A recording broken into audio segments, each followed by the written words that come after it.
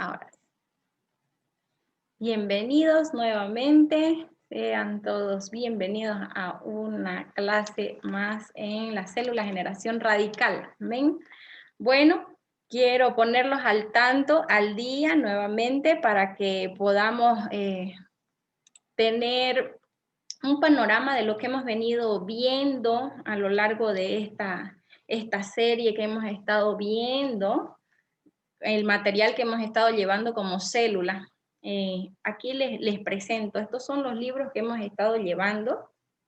Esta serie se llama Ganando la Carrera de la Vida, por eso siempre teníamos presentes los mensajes sobre el deporte, sobre la semejanza de un deportista con nuestra vida espiritual, ¿no? Con la vida, con la carrera de la vida. Entonces, este es el material que hemos venido llevando. Hemos tenido 6 lecciones, ¿ya? Y en estas 6 lecciones hemos ido paso a paso, ahí la pueden apreciar, supongo. Paso a paso hemos ido con calmita. Muchos temas hemos tenido que pasarlos hasta en 3 clases. Nos hemos puesto no bajo la meta de terminar el material, sino de entenderlo, de poder comprenderlo, conocer lo que nos está enseñando esta palabra. Y además, ¿no? Además de estos temas, hemos ido aumentando algunas sustancias que hemos visto necesarias, que quizás no estaban valoradas dentro del contexto del tema, de la lección de aquel día. Entonces, todos estos temas, ya toda la compilación de los temas, los videos que tenemos grabados uno tras otro, todo lo tenemos en la plataforma de Classroom. Están subidos a YouTube y algunos otros están en otras líneas, pero todos están disponibles en Classroom en forma ordenada, donde usted llega hasta el principio, lección 1, son 3 temas, son 3 partes.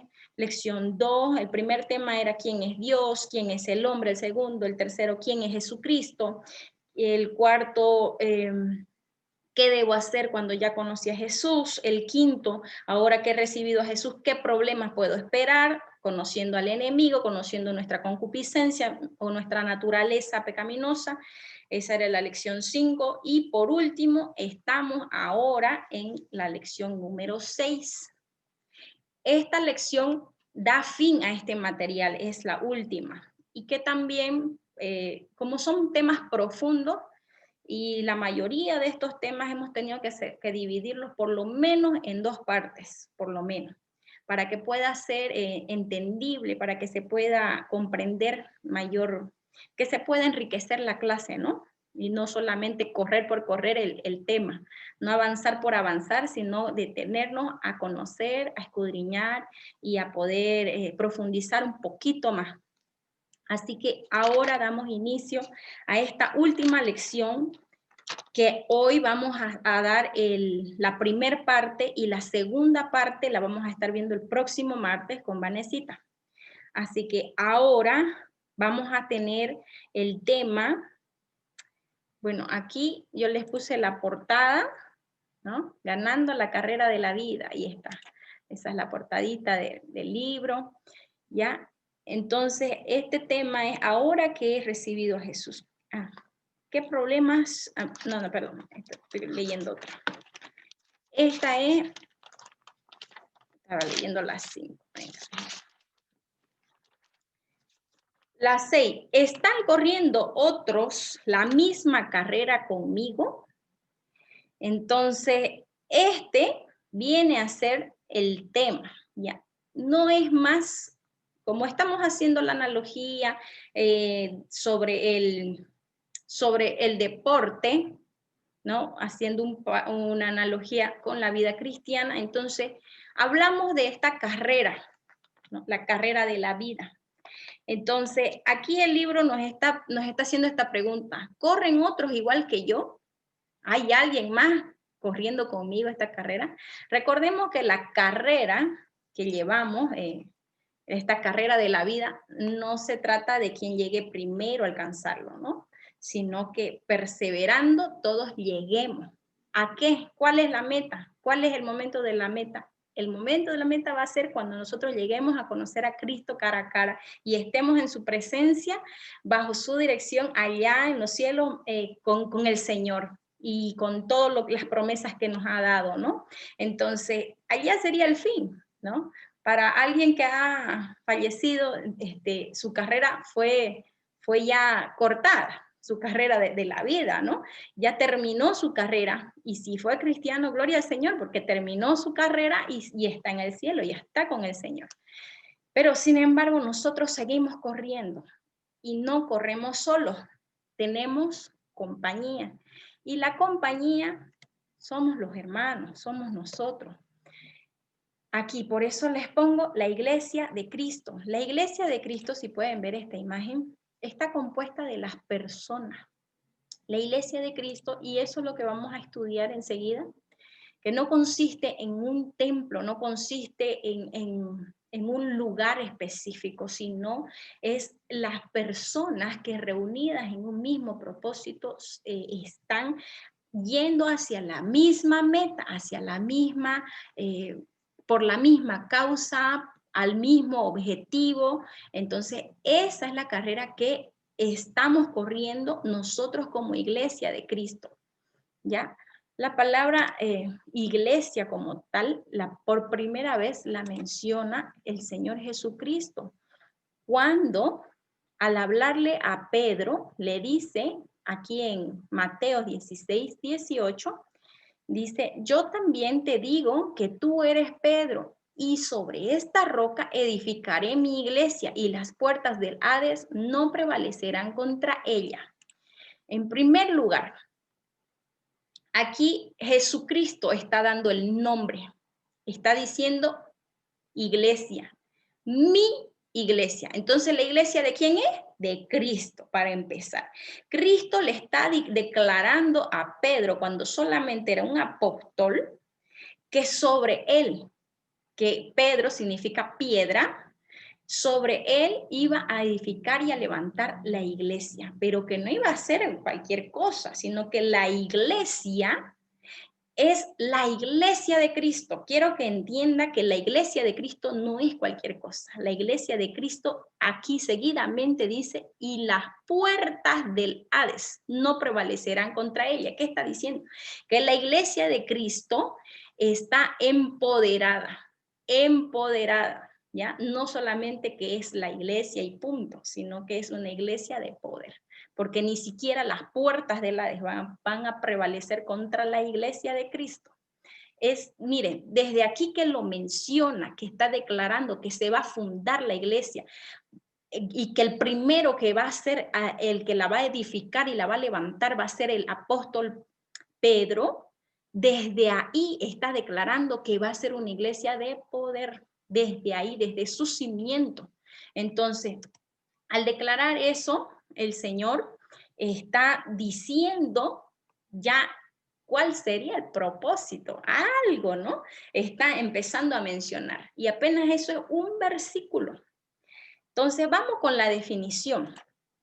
Aquí, la iglesia viene de la palabra griega que significa eclesía. Eclesía significa asamblea o convocatoria, ¿ya? Esto significa iglesia. Eclesía quiere decir convocatoria o asamblea, ¿ya?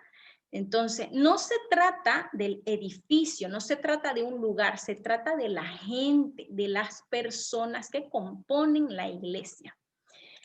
Aquí, entonces, partiendo de esta definición, diciendo que la iglesia viene del griego, que es eclesía, y eclesía significa asamblea, asamblea o convocatoria, viene a ser esto por una definición global, pero aquí tenemos como una, ¿cómo le diría? Clasificación podría ser, ¿ya? Podríamos definirla un poquito más profundizando, ¿ya? La iglesia en estas tres partes, que es la iglesia universal, la iglesia local y la iglesia como denominación. Entonces, seguimos. ¿qué viene a ser la Iglesia Universal? La Iglesia Universal es la iglesia general, la iglesia global, la iglesia en todo el mundo. Son todos los creyentes que al convertirse, o sea, usted recibe al Señor, así como está escrito aquí, en Juan 1:12 dice, pero a quienes lo recibieron y creyeron en él, les concedió el privilegio de llegar a ser hijos de Dios. Entonces, eso lo leemos en Juan 1:12. Los hijos de Dios son la iglesia de Cristo, ¿ya? Entonces, la iglesia universal está compuesta por todos los hijos de Dios en todo el mundo. Seguimos. Por aquí tenemos. La iglesia también es un rebaño, pero no cualquier rebaño, sino que estamos hablando de que es el rebaño de Cristo. Es el rebaño de Cristo, porque Cristo es nuestro pastor. Aquí dice, en Juan 10:16, también tengo otras ovejas que no son de este redil, aquellas también debo traer y oirán mi voz y habrá un rebaño y un pastor. ¿De quién está hablando? De la iglesia. Aquí ya está empezando a declarar que la iglesia no solamente sería para los judíos, porque ustedes recuerden que la iglesia comienza con los apóstoles porque ellos son los judíos, porque vino el Señor Jesús a los suyos, pero los suyos no le recibieron, dice la palabra del Señor. Entonces, Él le dio la oportunidad a todo aquel que crea en Él, aunque no fuera judío, aunque no fuera de la tribu de Israel, ¿no? Del pueblo de Israel, aunque no sea del pueblo de Israel, pero si creía, ya se constituía en una iglesia. Entonces, en los principios, en el principio de la iglesia, fue todo un quiebre de estructuras mentales para los mismos apóstoles. Les comento que al inicio de la iglesia, los apóstoles, que eran todos judíos, primero recibieron el poder del Espíritu Santo y con ese poder el primer discurso que da Pedro y se convierten unas 3,000 personas y ahí comienza la obra de la iglesia y eso está registrado recién en Hechos, ¿ya? Pero en el Evangelio, cuando aún no había iglesia, ya había sido anunciado por el mismo Jesucristo. Entonces le da inicio los apóstoles con la predicación de Pedro, recién en Hechos de los Apóstoles en el capítulo 1 y 2. Ahí empieza a levantarse y a edificarse la iglesia una vez habiendo tenido el poder del Espíritu Santo, el bautismo en el Espíritu Santo. Entonces, fue un quiebre de estructuras, le digo, porque los israelitas, de por sí, el que es judío, se cree una taza de leche, o sea, se cree la maravilla del mundo. ¿Por qué? Porque son escogidos, ¿ya? Y lo dice la palabra del Señor, que entre todas las naciones de la tierra escogió a Israel, escogió a los de Abraham, a su dinastía, a su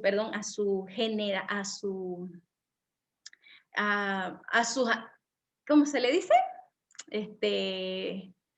A sus descendientes de Abraham. Los escogió a ellos para que fuesen su nación santa.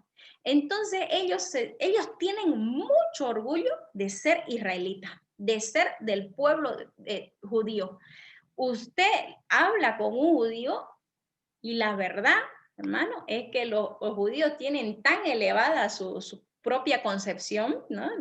Su propio concepto, perdón, que a los demás gentiles los miran por encima del hombro, ¿ya? E incluso en ese contexto histórico, cuando estaba,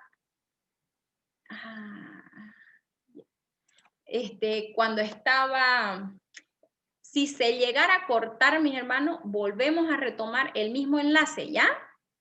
Les encargo eso porque me acaba de salir un anuncio.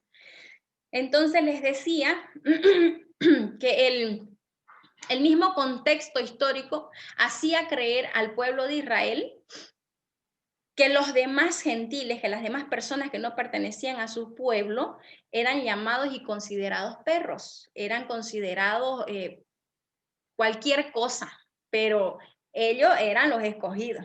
Entonces, a eso se está refiriendo esta parte donde dice, debo traer, ¿ya?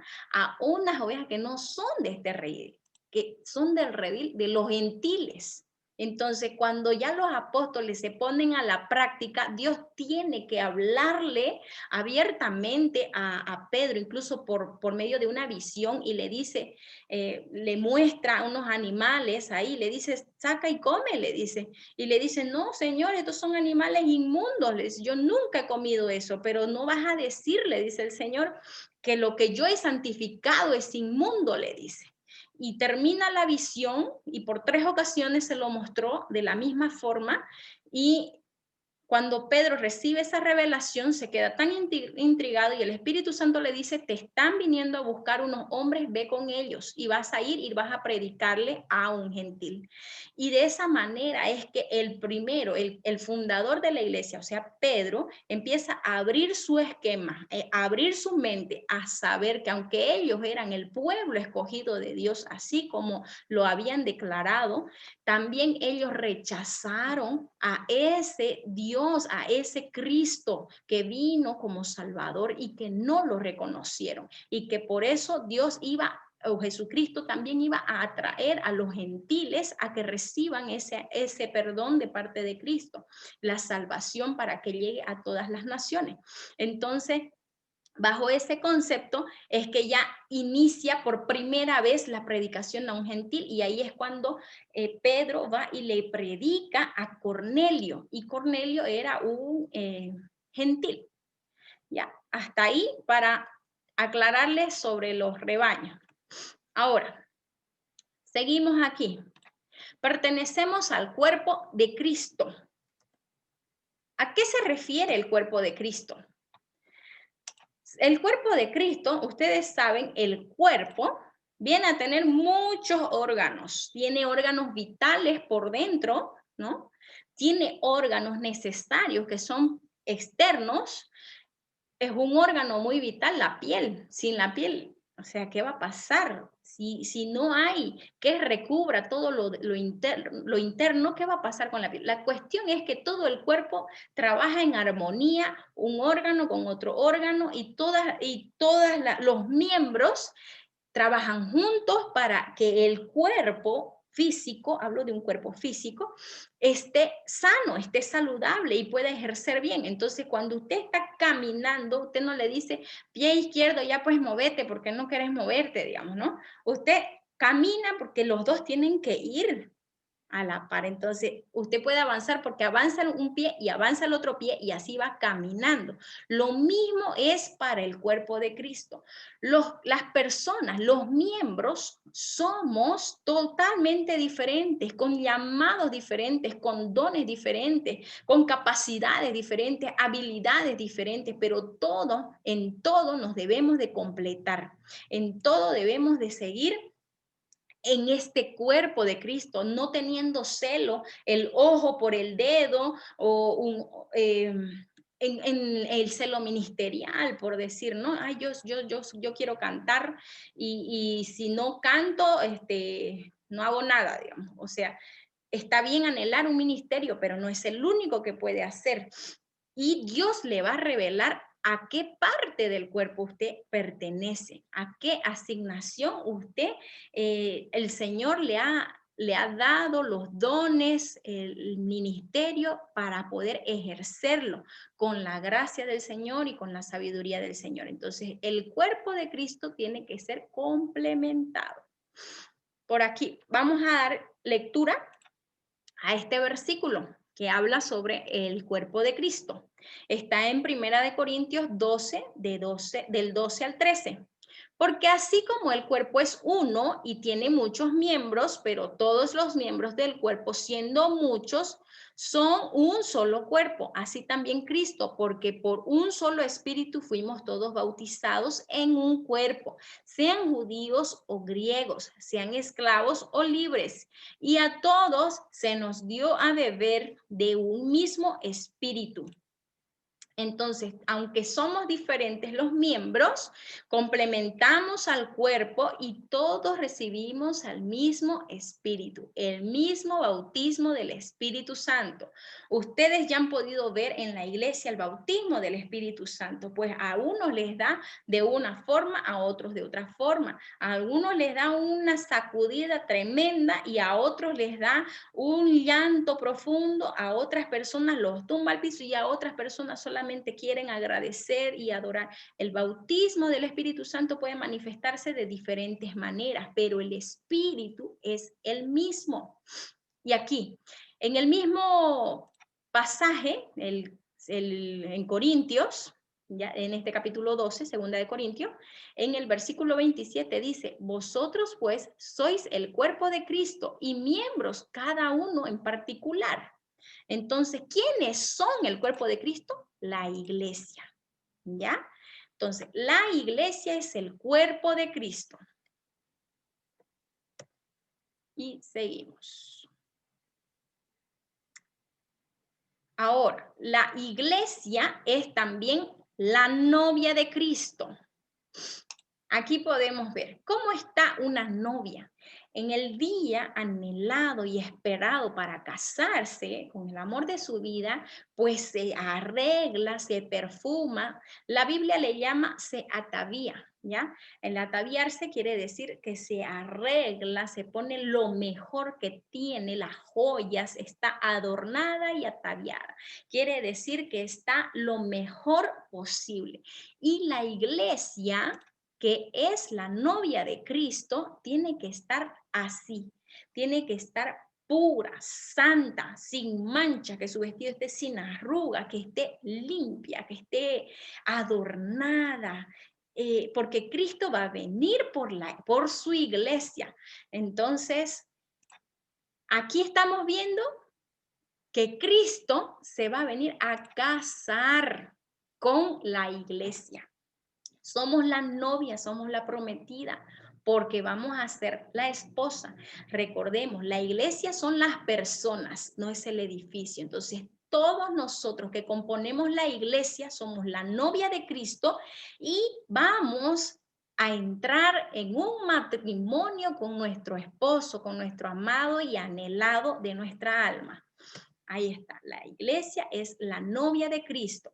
Vamos a leer en Apocalipsis 19, 7 al 9. Dice, gocémonos y alegrémonos y démosle gloria porque han llegado las bodas del Cordero y su esposa se ha preparado. 19 y 18 dice, y a ella se le ha concedido que se vista de lino fino, limpio y resplandeciente, porque el lino fino es las acciones justas de los santos. Amén. Y vamos a leer el 9, que está aquí. Y el ángel me dijo, escribe, bienaventurados los que son llamados a la cena de las bodas del Cordero. Palabra fiel y verdadera es esta, termina diciendo este versículo. Entonces, ¿quiénes son los bienaventurados? Los que llegan a esta zona, perdón, a esta cena, los que llegan a esta boda, esos son doblemente bendecidos, quiere decir bienaventurados, son más que bendecidos. Entonces, ¿quiénes se van a gozar? Los que son la novia, dice, gocémonos y alegrémonos, demos gloria porque ha llegado las bodas del Cordero. ¿Qué quiere decir? Que va a llegar el día que nos casemos con Cristo. Como una iglesia en Cristo vamos a llegar y vamos a ser desposados por Él. Todos. Amén.